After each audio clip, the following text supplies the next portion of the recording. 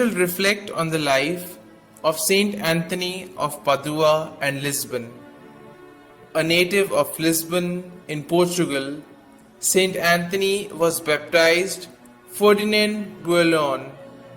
He joined the canons regular of Saint Augustine in the year 1210, but the sight of the bodies of the first Franciscan martyrs brought back from Morocco 10 years later inflamed him with the desire for martyrdom. His brethren therefore permitted him to join the newly founded mendicant order of Saint Francis the Assisi. Having taken the name Anthony, he was, at his own request, sent to Morocco, but falling seriously ill, was forced to return. His ship, however, was driven to Sicily by a great storm, where he heard that a general chapter had been called at Assisi for Whitsuntide 1221. He joined the 3,000 brethren there and saw Saint Francis for the first time. In his humility, he concealed his own learning and so was assigned menial tasks at a monastery near Fordley. Only when he was urged some time later to say a few words at an ordination ceremony was his astounding gift of preaching discovered.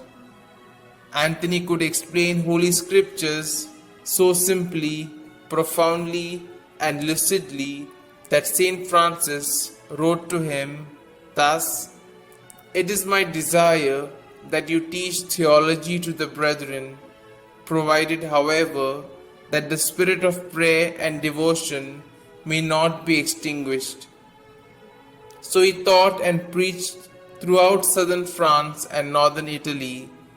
His winning personality, combined with a clear, powerful, and pleasing voice, enabling him to impart readily his knowledge to others.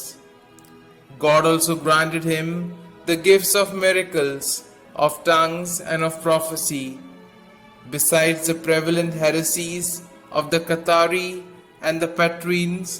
It was the obstinate vices of luxury, pride, tyranny, hatred, and avarice which he attacked with particular zeal and success. Humble to the core, Anthony considered his preaching and ministry, nay, his whole life, as a service, thereby winning over innumerable souls for Christ. Lasting reconciliation of enemies took place, common debtors were released from prison, brigands turned to an honest trade, wrongful gains were restored, and civil governments enacted beneficial laws to correct abuses. Anthony died on the 13th of June 1231, aged barely 36. He was canonized a year later and was declared doctor in the year 1946 by Pope Pius XII.